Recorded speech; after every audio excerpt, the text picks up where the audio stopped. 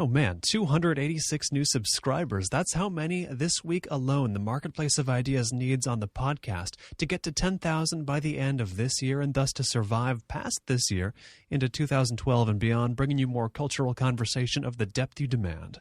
Now, how can you help that goal get achieved? Sign up for the Marketplace of Ideas mailing list and find out. Go to colinmarshallradio.com for the very simple details.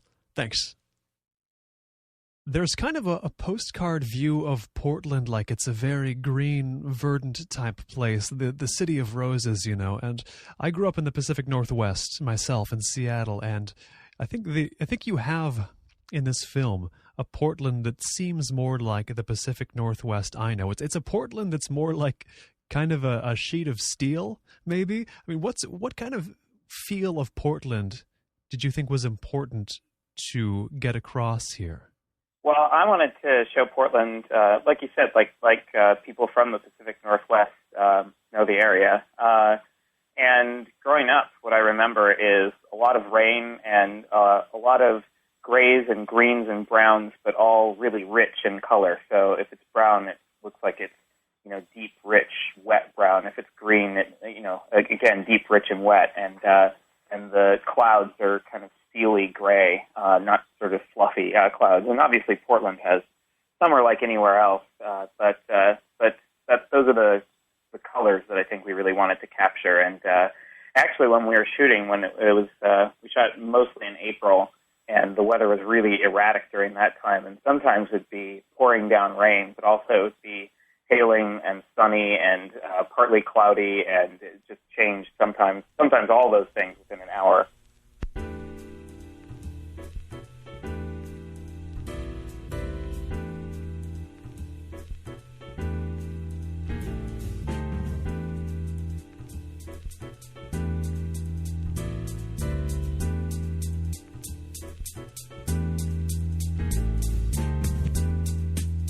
From KCSB and Colin Marshall Radio, I'm Colin Marshall. This is the Marketplace of Ideas, and I'm talking to Aaron Katz, the director of Dance Party USA, Quiet City, and most recently, the Portland Noir, I'm going to call it, Cold Weather. And, I say the phrase Portland Noir, and the only movie that really comes to mind that's also in that vein would be Gus Van Sant's Paranoid Park from not long ago. So would I be right in guessing you didn't have a huge cinematic heritage to draw on as far as Portland Noir goes?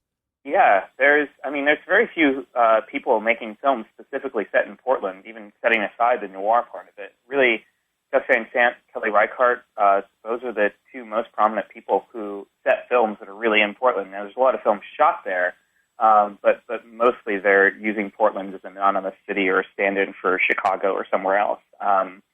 So, yeah, there's very little to draw on, and we did look at Paranoid Park, thinking that there might be some hopeful things to decide on a look for our movie, but actually it was quite different than we wanted to do, although I think that movie looks really great. It was pretty different in look. Now, watching Cold Weather, I thought to myself, there's really no...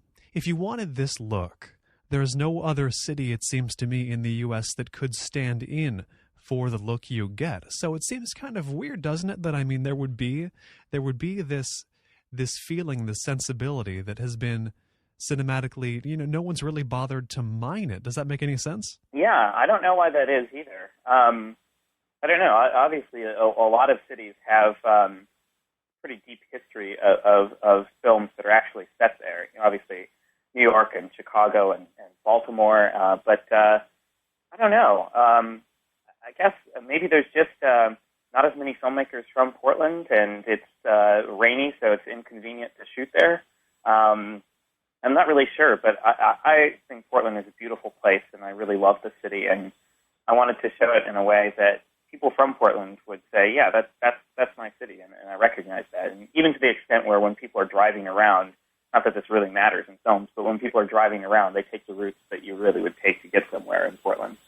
And you give your main character, Doug, who falls into the detective role, you give him a job that could potentially be a job someone like him would have in Portland, working at the ice factory that's a bit outside of town. And the first thing that I thought of, and I believe I saw you mention this in an interview as well, so I know I'm not completely pulling things out of the air, but I thought of Apishat Pangura Setakul and Blissfully Yours, I believe, or Tropical Malady, I think, with the character who works in the ice factory. Was that actually a form of inspiration for having the main character sort of haul ice back and forth as his means of employment?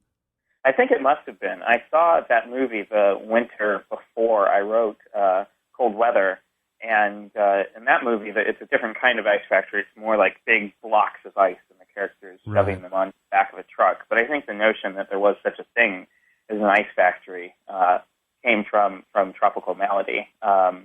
And it just seemed right when I was writing the script. And as it turned out, there is an ice factory in Portland, but it's owned by a larger corporate entity, and they didn't want to let us shoot there. So we actually drove about an hour and a half outside of Portland to a place called the Dalles. You found another ice factory to stand in for the ice factory you wanted? Well, I didn't specifically want that ice factory. I wasn't even sure what it looked like. I was aware that there was an ice factory in Portland, but I couldn't recall how it looked. And when we got there, we just called them up, and they were not interested at all in letting us shoot. So we started looking for other nearby ice factories, of which there were not very many, and found one in this place, the Dalles, and the guy was really nice. And the guy ended up playing the ice factory owner in the movie. Jerry Moyer plays the guy who interviews Chris. And we didn't give him a script. We just had him interview Chris as though he was interviewing a real candidate for the job. And Chris being the actor who plays Doug, this main character, this detective, and he's a fellow who appears to be in his late 20s, and as am I, as are most of my friends in their late 20s, and I didn't have a problem buying him as a detective. It seems right that he fell into that role, but I also didn't have a problem buying the fact that the best job he can get is at an ice factory. You know what I mean? Like it seems to be, I don't want to sound too grand, but whatever our generation is, whatever we're labeled, it makes sense that one of us might fall into this sort of this intrigue-filled plot with a missing briefcase of money, as well as it makes sense that we might work for $8 an hour moving ice back and forth. That I don't know whether you intended to make some kind of generational statement, but I was like, yeah, that's us. I didn't intend to make a generational statement, but it's definitely something that's come up before. I talked to someone else about, what our generation, what our point of view is as we become sort of adults in our late 20s and early 30s. And I think that our generation is idealistic and ambitious, but also maybe those same things sometimes make us rather take a job that's just moving ice around for $8 an hour than take a job that's sort of related to something we want to do, but not ideal, and that you sort of have to, in that case, an unideal job related to what you want to do, sacrifice some of the principles that you actually care about, as opposed to working in an ice factory, which you just work there and that's it. It doesn't matter. And the characters, especially the two characters working in the ice factory, they have this willingness to throw themselves into the situations that arise, to sort of throw themselves at the challenges that the mystery in this film, Cold Weather, brings to them. But there's also, even beyond those two, it seems to me all of the characters in this film and all the main ones look to be in their late 20s. They're all they all have a sadness about them, don't they? Yeah, they do. I think none of them have achieved what it was that they were hoping to achieve. Probably Carlos, the character played by Raul Castillo, is the least sad. I think in fact, I don't think he's sad. I think he's happy to work at the ice factory. It doesn't bother him to work at the ice factory. It doesn't drag down the rest of his life. He's, DJs on weekends, and I think he's okay with his situation. Whereas the other characters, I think, feel a lot more stuck and trapped in their situation. And I think ultimately the movie is about Chris's character, Doug, and Tria's character, Gail, moving past that a little bit and having a little bit closer relationship with each other and figuring out how to maybe be happy in the context of their situation. Now, Cold Weather is not It's not overtly, I would say, a film about human relationships. Of course, it becomes that, and I would say that most films are about human relationships. But there's the detective story, and that's always what you can talk about when you bring up the plot, when you bring up the events that move these characters forward. Now, I think back to your previous film, Quiet City, which nobody could say that it isn't a relationship movie, because it is about the relationship that develops between these two characters that just sort of run into each other. And it's not, I don't see the sadness in those two, in the characters from the previous film, but at the same time there's this floating way about the characters in Cold Weather and Quiet City, and even in Dance Party USA. I mean, that's such a vague term, and I should really clarify what I'm saying, but does floating mean anything to you as a way to describe the characters in all your films so far? I hadn't thought of it that way, but yeah, that makes some sense. They're not anchored to anything. In any of the movies, they're not anchored to a career that they really care about. They're not in a relationship that matters a lot to them. They're not in a situation, a family situation, where they have a lot of responsibility, and so they have ambition and they have ideas of what they want to do, but they're not doing it. They're not. They haven't found a way to do something they really care about. So I think that there is a bit of drifting and a bit of trying something over here, and if that doesn't work, trying something completely different. Now, I've been following your films for a few years, and I've been watching sort of to see the kind of critical acclaim your films get, and they've been getting more and more as time goes by. And it would seem to me that, based on the way your filmmaking career is going, whatever you think about the positives or negatives of it, it must be getting harder to put your mind into or get into the minds of these kinds of floating characters, because I mean, you're not floating. No one would really call you that, right? Yeah, I guess not. Yeah, I hadn't thought of it like that before. It reminds me something I think that Robert Smith of The Cure said, which I'm going to totally butcher the quote. I don't remember what it is exactly, but that at some point in the 80s or early 90s, he was talking about being on tour all the time and how it was terrible for his songwriting, and that it meant that he had nothing to talk about except constantly being on tour. And I don't think I'm in that situation, but it definitely has occurred to me that, it's probably a good idea to limit the amount of, film festivals and other things like that you go to, because it's, I don't know, I think it's separate from real life. And part of the reason that I moved to Pittsburgh with my girlfriend early last year was to not be in New York and to be in a place that, I don't know, that's a little more like real life. And, part of that was financial too, but I don't know, I think being in Pittsburgh is a good thing. And some of the scripts I'm working on now, I guess the characters are a little bit less floating. I'm working on a 1920s safecracker movie, and that character has a very specific idea in mind of how they want to approach things. Now, I'm going to ask more about that safecracker movie, rest assured, but, these three cities you've mentioned living in, Portland, New York, and Pittsburgh, people will say that New York has its own kind of unreality. People will say that Portland, even in a way more so, has its own kind of unreality. Recently, it's been well known as a place where people can sort of permanently attach themselves to 1992. But what about Pittsburgh? I mean, you've described it as a place where there is a little more real life. But I mean, is Pittsburgh a city with its own brand of unreality too, or is it a getaway from unreality of any form?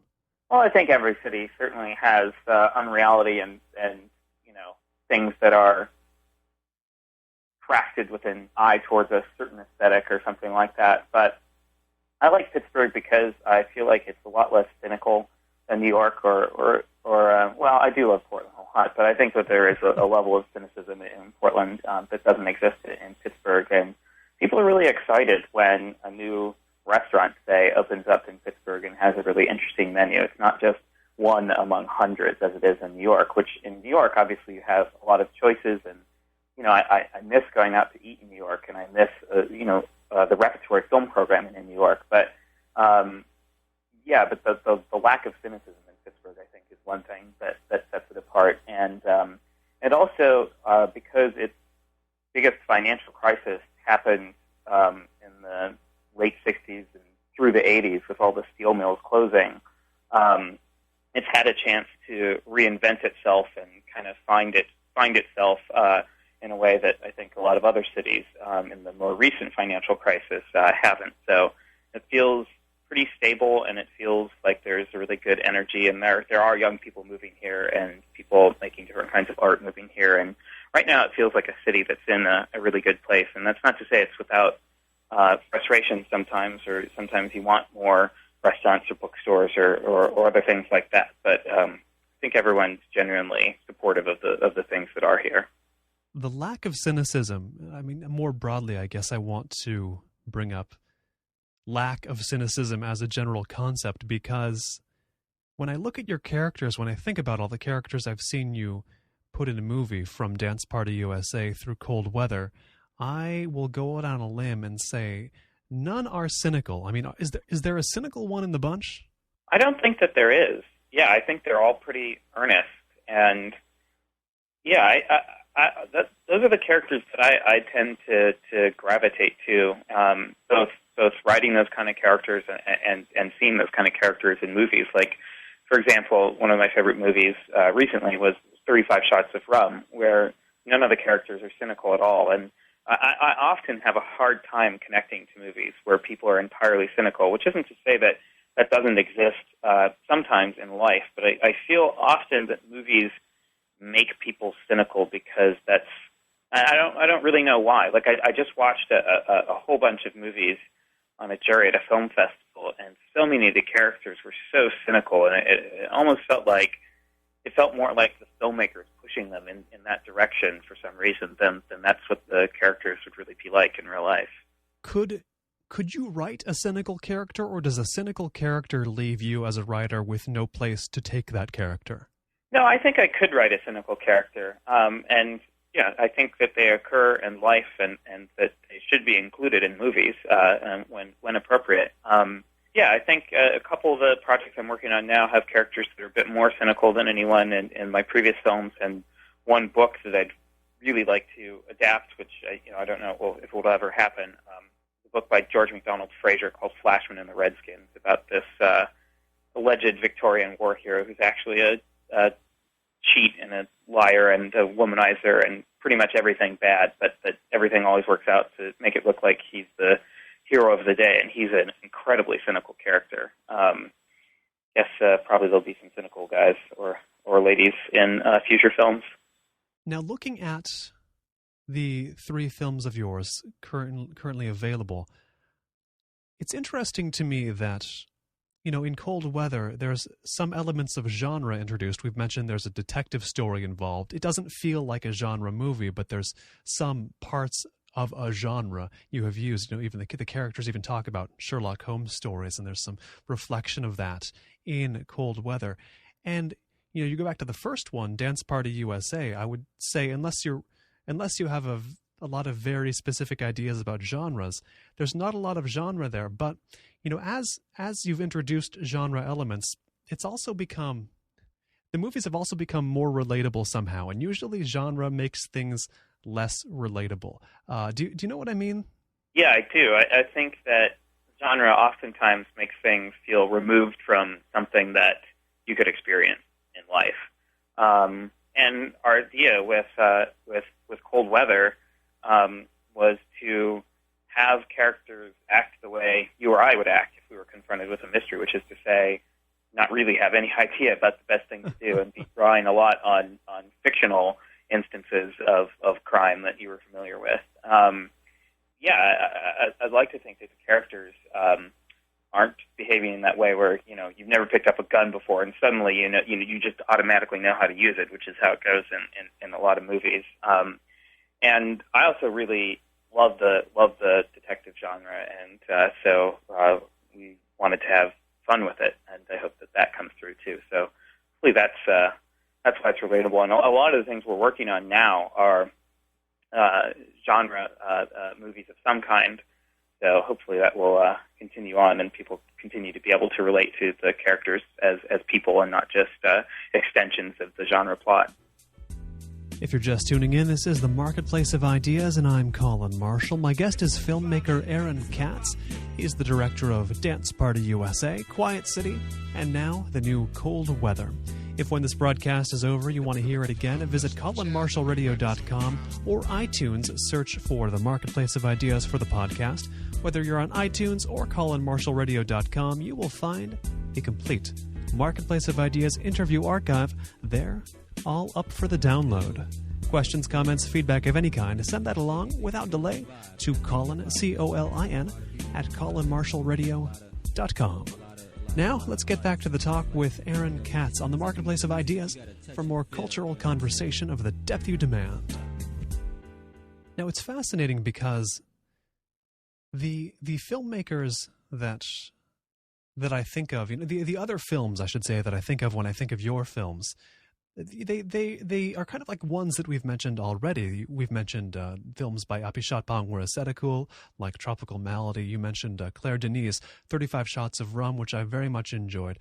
There's a lot of these filmmakers working now, a lot of them in their 40s and 50s, most of them not from America, who are doing films that seem to me to be so far from genre, yet, I think of your movies, especially, increasingly, especially a film like Cold Weather, in the same sort of set of thoughts as I think of those. And I'm sure you haven't missed out on some of the critical writings that put them in the same sort of aesthetic realm. What do you think about that? I mean, what are your feelings on the fact that you do think of yourself as introducing more genre stuff into your movies, going in a more genre direction, but the associations critically seem to be with these filmmakers that are so far away from anything people would consider genre movies? Yeah, I mean, it's definitely interesting to see what people relate the films we've made to. And yeah, I mean, for the most part, they're filmmakers that I like. And yeah, I like to see those kind of comparisons. Sometimes, though, people have compared the films or said that things were referenced to something like someone said that obviously the name of the restaurant in the movie, which is Montage, is a Godard reference, and that Trieste's costume at the end of the movie with the hat and sunglasses is a Band of Outsiders reference, and it's stated as though it's fact. And I don't know if I really mind that kind of thing, but it's just funny to see people so sure of our intentions when those weren't our intentions at all. It's not, when people state stuff, not like, well, here's what I see, but here's the filmmaker's intention. That stuff usually is wrong. And it's funny because, you talk about that. You talk about the Godard associations people have made. And I think about the setup of Cold Weather, this sort of this detective story involving these two young people who, feel quite real. Now it's hard not to think of Godard, but I never thought of Godard while I was watching the movie. Do you know what I mean? Like you might not have thought about Godard while making it. I didn't think about it while watching it, but now hearing somebody write about it, I'm like, oh, of course. There's a link there that neither you put in nor I as a viewer thought about, but now I'm always going to think about it because somebody wrote it, which is a little weird, right? It is a little weird, yeah. We didn't think about it at all. I mean, if anything, we thought about French thrillers like Jean-Pierre Melville movies and American ones from the 70s like Parallax View and Point Blank, although that's from the 60s. But I don't know. It's always strange what not only people pick out that makes sense in retrospect, but all of the things that you were so worried about while shooting that actually weren't problems, and things that seemed fine that ended up being difficulties later in the editing process. And I think when making a film, it's really hard to have perspective on it. But I'm really lucky because I have a lot of really great collaborators, and Brennan and Ben, who produced this movie, and all of my movies, are involved in the creative process from the conception of the script all the way through the editing process. And so some of those things that you don't anticipate or don't see kind of have multiple opinions in the room, and I think it would be a lot easier to get lost without those guys. And the most obvious way that your films have changed over time, from what I can see, is the aesthetics of them, the look and feel of them. And is that, I mean, who in the team does this fall to? Obviously, you have your cinematographer Andrew Reed, who you've mentioned, and plenty of people you work with. But they seem to be moving in a direction aesthetically. And what do you see going on there, and who's doing it? I guess. I think we're all moving in that direction. I mean, Dance Party is, I think the aesthetic is fine for what it is, but the aesthetic is very neutral, and I think our main focus was on finding an aesthetic that worked for what we wanted to do, with a few aesthetic choices that we sort of went out of our way to make, but mostly neutral. And then with each film, we more and more want to make aesthetic choices that especially that fit the location, and that's both the specific location and the place where it's set. Because in life, where you are is so important to how you live your life every day, and what you see every day is such a big part of your experience. And in Dance Party, I think location, it could really be anywhere. But starting with Quiet City, and continuing into Cold Weather, location is really, really important. And I think that's something that's going to continue for us. And in both the case of Quiet City and Cold Weather, it's places where we've lived, and a lot of it came out of our observation of what we saw every day versus what we saw in movies about that place. So, New York movies are typically loud and everything is bustling, and we wanted to make something that reflected our experiences. And in Cold Weather, it's a reflection of how I saw Portland growing up, and I think it's in some ways reflective of how it is today, but maybe more from the perspective of someone who grew up there and who's from there instead of who's moved there recently or living there now. And in Cold Weather, the focus, both literally, visually, and in other senses, the focus is very particular. It's like watching it. It's like looking through actual eyes, looking at individual things. It feels like at any given moment, Cold Weather is concentrating on a very specific thing. And I compare that to Dance Party USA, which is another movie where characters are confused. The characters in that one, maybe they even have less of an idea of what to do about their situations than the characters in Cold Weather. But visually, in Dance Party USA, everything, I mean, correct me if I'm wrong, but everything is always in focus in the frame. And there's almost a visual overload that comes from that kind of reflects the paralysis of the characters. This sounds totally film school academic, and I assure you I'm not an academic, but I think I might be onto something real. Do you think I might be? Well, yeah. I mean, the depth of field was a lot greater in Dance Party, in part because of the camera we were using. We shot on a DVX 100, which is a standard definition camera, and I think worked really well for what we wanted to do. But it just has a lot less options than the Red, which we were shooting on for Cold Weather, and we often gravitated towards the longer lenses with a shallower depth of field. And we did a lot with focus, and that kind of, I mentioned the collaboration earlier, and Brennan and Ben, who are producers, and we talked about Reed, but the collaboration, I think, extends to everyone, including people who are usually mostly on the technical side, like our first AC, Jeff Taylor, who was really, a part of the group, and that we were able to do a lot of that focus stuff because we knew Jeff was going to be on top of it. And I think oftentimes if you don't have that kind of trust, it's harder with a low budget, when you're not working with, union everyone, to trust that. And so I think that we were able to do more because of our camera and because of our crew. And in Cold Weather, you introduce something. There was a little bit of this in Quiet City, but there's more of it in Cold Weather. There's an element that you could do with any camera, no matter how good or bad, but it seems to fit the Portland setting, or the Portland setting you're evoking in Cold Weather better than anything else, which is the still shots that Ozu would have called them pillow shots. I suppose the still shots of elements of the surroundings that come between the actual dramatic scenes. Now, pillow shot is the only way I know to refer to that, and that's an Ozu term. But was Ozu or the words pillow shots at all involved in you and your team's thought process putting this together? Well, we started doing stuff like that in Quiet City, and we all really liked Ozu. Ozu is probably my favorite filmmaker, but it didn't occur to us that it was similar until we watched it and someone said, hey, this is kind of like Ozu. And so it definitely was on our mind in Cold Weather. And it is something that Ozu does, and a ton of people do it, but a few other people do it. And I think it's something that's really, it makes a lot of sense to me, because in life you travel from one place to another, and you have these moments where you're not focusing on anything in particular, and you're just kind of surrounded by the place you are. And so it makes a lot of sense for us to continue doing that. That's something I think will probably continue throughout, every film we do.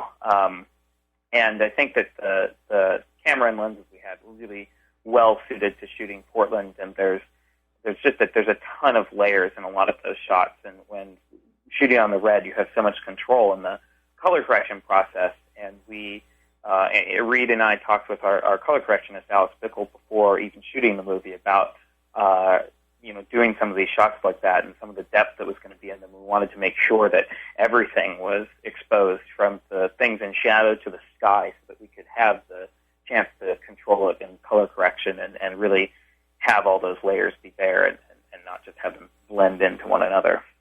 Now, I guess by way of full disclosure, I should say that I also make some films myself, and I'm totally kind of overboard with pillow shots because I love pillow shots so much, so I'm always going to have a pro pillow shot bias. But it is fascinating sort of what the presence of those kind of shots in your films speaks to, because, we've talked about the genre elements you're bringing in. We've talked about the comparisons that critics have made to other filmmakers, maybe filmmakers you hadn't been thinking about. And I think of this, especially Cold Weather, as the intersection of kind of three traditions. I mean, number one being the sort of, I don't know how to call it exactly, but the young people talking type films that we've seen a lot of in America, especially in American independent films in the last 20 years. Another one is, of course, the higher profile genre detective type movies with their Sherlock Holmes-esque stories. And the third point of this triangle would be, as we've said before, some of the Asian or European filmmakers like Apichatpong Weerasethakul or like Ozu or like Claire Denis, in that sort of highly aestheticized form, which I have to admit I'm a huge fan of. So I envision your films as the center of that triangle. And is that maybe too strong a way to put it, too specific a way to put it, or is that possibly something you could buy? Yeah, I'm fine with that way of interpreting it. I think that the way we make films, we don't make them with an eye toward people having a specific reaction to them. We just want to make films that we like, that we would be proud of, that have things in it that we like, and that characters who are real and interact with each other in real ways. And sometimes, as in Cold Weather, it's genre that we enjoy as audience members, and the aesthetic, we just try and do what makes sense. So there's not a mission to make a certain kind of film, but that interpretation, I certainly like a lot of films in all of those genres. So I wouldn't mind people thinking that the film is an intersection of them. As I've read you say in other interviews, you came to the final cut of Cold Weather after taking out certain explanatory scenes, certain perhaps expositional scenes, and it really seemed to me that made it, that took it away. It took it away from a type of genre, from being a type of genre movie in a way that I don't like. One of the problems with the detective genre, I would say, is the sort of over-explanation, over-determination, and just a lot of exposition that these films often seem to require. But you do let the audience figure a lot out for themselves, not just in terms of the quote-unquote mystery, but in terms of who characters are, what they are to each other, and that seems to me to be a way to de-genre or to take the weaknesses of a genre from it and, leave only strengths. Do you think that happened? I mean, in the way you made the movie?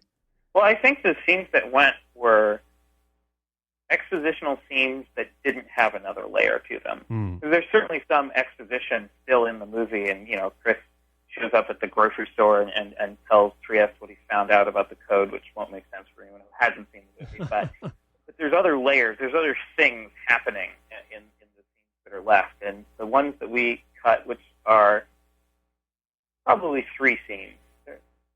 Three scenes that were mostly expositional and didn't really have something else going on. And those are the ones that ended up getting cut. And in retrospect, I don't think we lost anything. I think that the movie works much better for people to get to know these characters and their situations through observing them rather than being told, explicitly why it is that Chris has moved back from Chicago and what his relationship is to his sister and his parents. I don't miss those scenes at all. We were putting together extra features for our DVD for IFC recently, and we were talking about what we could put on it. And those scenes, we decided against putting any of those scenes on. How important are the details of the core of the mystery, the actual criminal activity going on, the movings of the briefcase full of money? And I have to admit, I'm not sure I understand all of the mechanics of the sort of underhanded dealings that were going on that Chris was finding out about in the movie, or Doug, I guess is his character's name. But, how important are the mechanics of what he was finding out about to the movie? It seems like, maybe this is a metaphor I've heard you use in other interviews, but it seems like it's a clothesline on which to hang the character material. Our rule was that we had to understand the mechanics of the mystery, but it wasn't necessarily important that everyone would be able to. And the reason it was important for us to be able to understand it and for us not to just budget to hang the character things on is because we really like the genre, and we didn't want to shortchange the genre or make it in any way a parody of the genre or really even I guess it is in some ways a deconstruction, but it's not sort of deconstructive genre films often sort of have contempt for the original genre films, which we don't.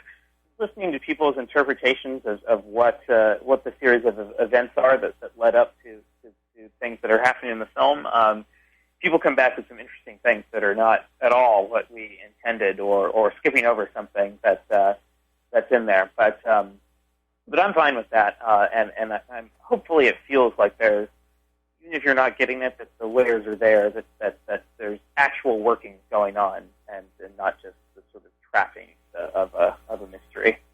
Now, you mentioned earlier that it's possible in the filmmaking world to get caught up in this cycle of showing your film at festivals and going to the festivals and having conversations about the same thing over and over again, kind of living in this manner that is like a circle ever decreasing in circumference.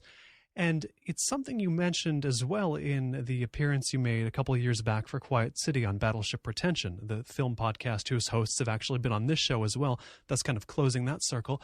And I want to get a sense from you as far as what it's like to come up right now as a filmmaker. I mean, I realize it's not like you came up now as a filmmaker and also came up in the 60s, so you can compare them. You can't, but people often talk about late 20-somethings, people our age doing things like making films, making music, writing, as if we're in a time that is not just different in degree, not just later, but different in kind. Like some things are impossible now that were possible. Some things are possible now that were impossible, but we can't play by the rules of creators that came before us.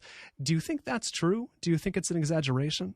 It probably is an exaggeration, but I do think it's still true. I think that we wouldn't have been able to start making movies if it was 10 years earlier, because we simply wouldn't have been able to afford to start making movies. Our first two films cost $3,000 and $2,000. And the models of the 90s, even people who did it for, totally outside the system, let's say even someone like Kevin Smith, who made Clerks, totally outside the system and maxed out his credit cards or whatever. And but the idea of, I don't know exactly how much it costs, let's say $50,000.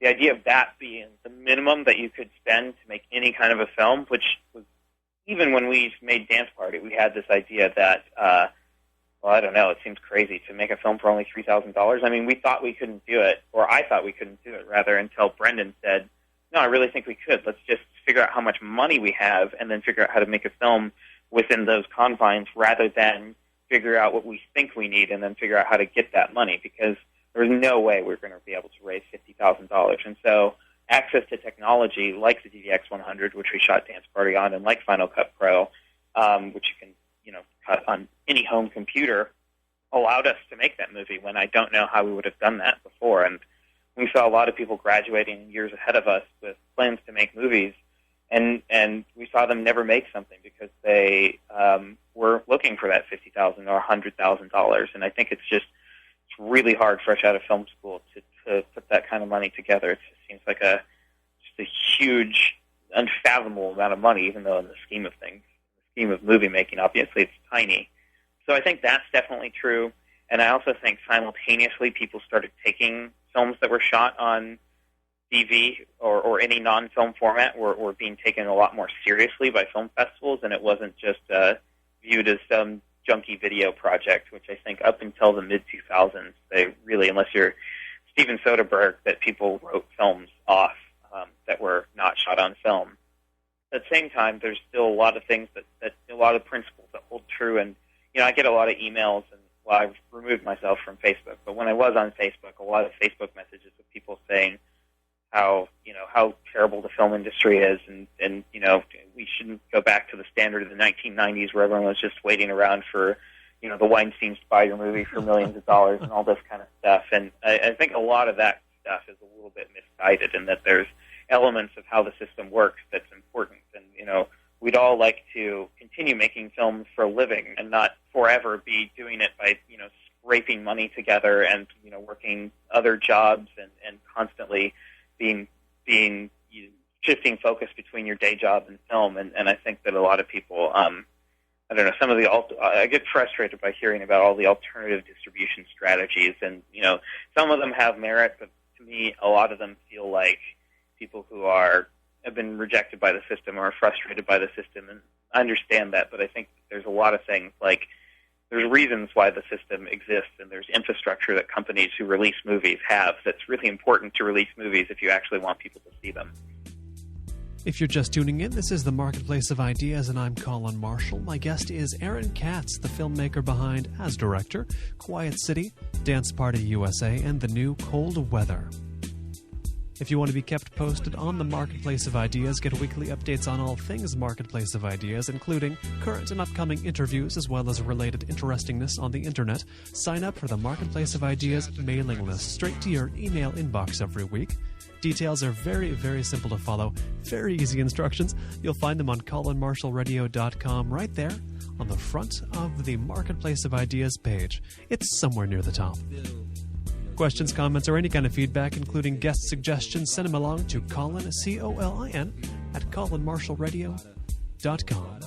Now, let's get back to the conversation with Aaron Katz on the Marketplace of Ideas, cultural conversation of the depth you demand. Now, I find it hard to believe, though, that if it was 1992 still, and you had to shoot on 16 millimeters, say, and you were going to spend at least $20,000 minimum for a feature film, you wouldn't just throw up your hands and say, well, I'm going to go work at the ice factory, right?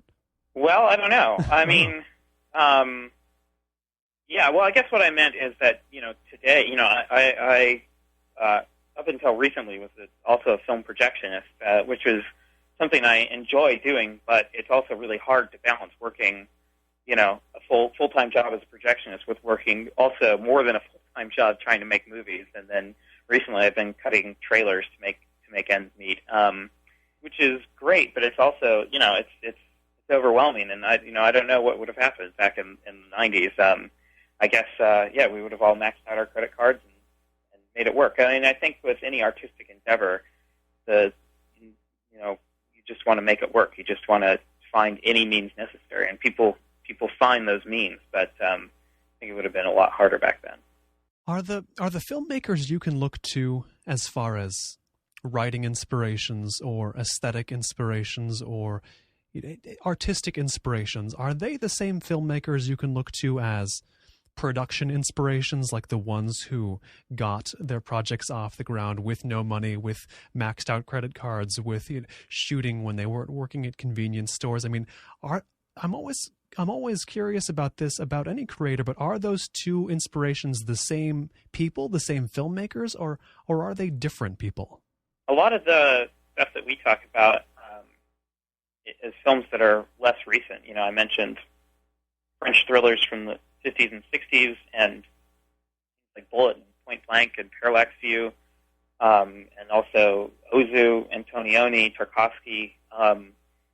And I don't know, they're films of a different several different generations ago, oftentimes. More recently, a lot of us really like 80s and 90s action movies. Directors like McTiernan and John Landis and Martin Brest, and people like that.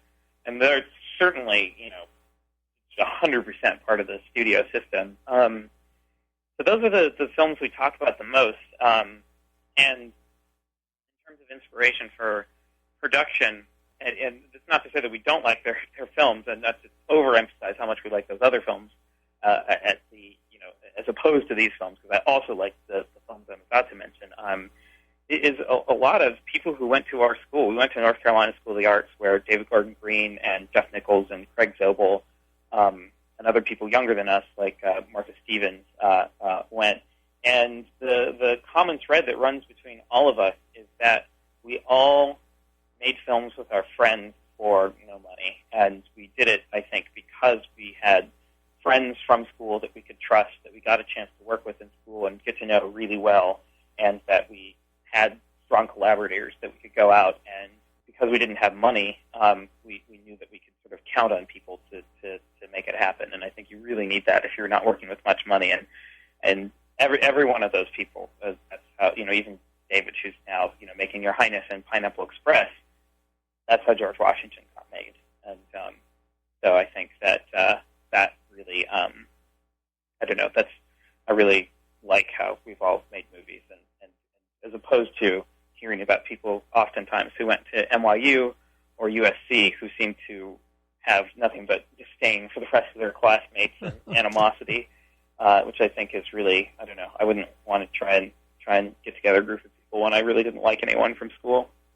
Now, David Gordon Green, he often talks publicly about how he enjoys all kinds of films, and he's made films, like you said, going from George Washington and All the Real Girls and Snow Angels up to Pineapple Express and Your Highness. He's the full spectrum. When he's not praising quote-unquote art films, he's writing literally. I think he wrote an intro to a book about Steven Seagal in the past few years. And there's that, I hesitate to use the terms high and low, but there's sort of an embracing of all kinds of movies there. And from what you've said about yourself, how you've been inspired by the Antonionis and the Ozus and the Tarkovskys of the world, but also will enjoy a big studio action movie by John McTiernan from 1988. That's, as a cinephile and as someone who makes the occasional film too, I envy that. I envy enjoying the whole spectrum, because I would love to be able to say I like Die Hard 4 and I like Tarkovsky, but the fact of the matter is that I like Tarkovsky, and that's probably as far as I go. Did you reach the point somehow where you enjoy that whole spectrum, or was it something, were you just always like that? Well, I think I went through a period in film school where I rejected things that I liked, earlier. In middle school and high school, I liked a lot of stuff, which I realize now is absolute junk. But there was also stuff that is really, I really think that Die Hard 1, which is McTiernan, and Die Hard 2, which is Rennie Harlin, are both really great and really truly fun films. And things like Jurassic Park and all those other sort of 80s and 90s action or adventure movies are things that for the most part I really enjoy. But I went through a period in film school where I kind of rejected that sort of thing, and that I was obsessed with movies that I thought were unpleasant, or it was almost like I wanted things to be unpleasant. Like I liked nothing more than like Lars von Trier and Michael Haneke and things like Irreversible and Go-Go Second Time Virgin, and these just things that were just like ruthlessly unpleasant or sallow. In retrospect, there's still some of those films that I like for various reasons, but more and more I find myself moving away from that kind of thing. Like I don't want to see Antichrist. It might be a good film, but the films that are, especially films that have a marketing campaign that's like more about can you take it Right. than it is about the quality of the film, seem less and less appealing to me. And there's certainly a lot of difficult films and art films that I really like. And for example, I saw John Dielman for the first time a couple of years ago, and I really loved that movie. Although I wish this is an absolute sidetrack, and we'll get back to the main point. But I love films where nothing happens, and I feel oftentimes like films that really are about nothing happening have a guilt complex about that, and have to have something happen at the end. Right. Like I wish John Dielman was just about kind of not really connecting with her son and buying buttons at a store and making soup and stuff like that. And that I won't spoil it for those who haven't seen it, but that what happens at the end didn't happen. And the same goes for Jerry. I wish that they really were just two guys walking around in the desert, and then that the end was just them being like, oh, I guess here's civilization again. But anyway, absolute sidetrack. Getting back to the main point, which is that, I've since come to enjoy more. I've since come to just say whatever I enjoy, or whatever I connect to, and it can be from any genre or any era. And that as a filmmaker, I really look forward, I hope, to making films in different genres, and I hope that I have the chance to make a film in the future as small or smaller than Quiet City, and I would love the chance to make something, epic set in the American West. I really look up to those filmmakers who are able to move between things and just work on the projects they're passionate about, and not just in one genre or area. But would you yourself make one of these Jean Dielmans or Jerrys that really pull the trigger in terms of committing to the lack of happenings, as in without having deaths at the end? Could you do that yourself? I hope so. I mean, I'd like to do something like that. I'm sure anyone who's thinking of financing movies I make is scared to hear that if they're listening to this podcast. But I mean, I really would like to make a film at some point that really is just, because people say it's a film about nothing. It's nothing happens, but really it's sort of. I almost feel like there's this feeling that like what happens in our own lives isn't good enough to be film material, or like, oh, I experience that every day, I don't want to watch a film about that. And I mean, films are supposed to be escapism, but that's just one of the things that they're supposed to be. And I think something that's a reflection of real life can be really beautiful, and something that doesn't. Well, 35 Shots of Rum is something that doesn't, I think, have much of a guilt complex about what it is. There is no big happening at the end, and it seems to be just a reflection of life. I would love to make a film like that, and I think there's almost no films that are like that. And I'm trying to think of something where nothing happens. Really, not some Fassbinder films. Really, nothing happens. That's outside the realm of like things that might happen on an everyday basis. And finally, because I promised the listener this earlier in the hour, and I want to know too, what draws you to the story of a safecracker? Well, I really like reading books about safecrackers. One of the inspirations for Cold Weather was that I'd been reading a series of short stories about this guy Raffles, and this is a contemporary of Sherlock Holmes. And there's another fictional safecracker, Arsène Lupin, who's a French version of Raffles, and both of them are geniuses, and in the same way as Sherlock Holmes, who use their talents for con artistry and jewel thievery. And there's something about that I really enjoy. I really enjoy watching movies about heists and gentleman thieves and things like that. And so that's one of the inspirations for the mystery elements, the crime elements seeping into the Cold Weather script, which started out as a essentially a family drama.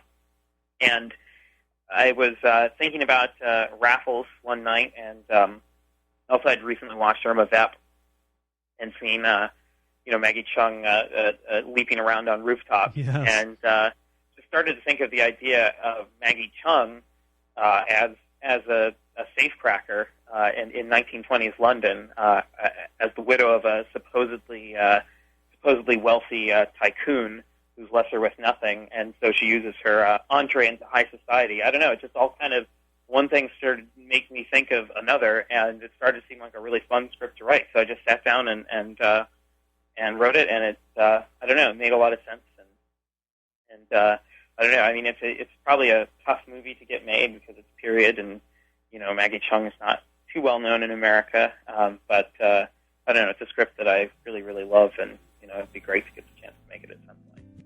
It's certainly one I would watch, but clearly I'm going to have to wait for it. And in any case, I've been speaking with Aaron Katz, director of Dance Party USA, Quiet City, and most recently, Cold Weather. Aaron, thanks so much for taking the time to come on the show today. Thanks for having me. Find out where you can see Cold Weather at coldweatherthemovie.com. This has been the Marketplace of Ideas, and I've been Colin Marshall. You can hear this show again at colinmarshallradio.com or on iTunes. Just search for the Marketplace of Ideas in the iTunes store. Of course, don't take that term store too literally, because it's free in either location, iTunes or colinmarshallradio.com. You'll find the complete Marketplace of Ideas interview archive at both locations. The website of Ben Althouse, the man who makes our theme music, is available as always at benalthouse.com. And if you want to be kept up on all things Marketplace of Ideas, sign up for the free, weekly, straight to your inbox Marketplace of Ideas mailing list. Go to colinmarshallradio.com for more details about that. As always, thanks for tuning in. We'll catch you next time on the Marketplace of Ideas for more cultural conversation of the depth you demand.